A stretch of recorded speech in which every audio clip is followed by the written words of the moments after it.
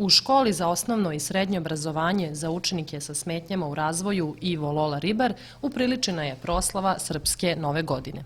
Tim povodom su učenicima podeljeni i novogodišnji paketići koji su zajedno sa Deda Mrazom izmamili osmeh na lice mališanima. Danas slavimo Srpsku novu godinu u školi.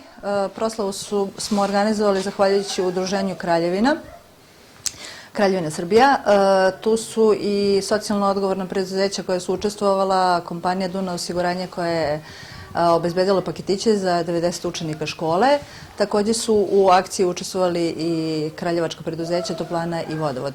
Posebno mi je zadovoljstvo i velika sreća da učestvujem u ovoj akciji ja lično, a mislim da ne treba čekati posebnu priliku i ne treba čekati nove godine da bi se usrećila ova deca i sve one osobe sa posebnim potrebama.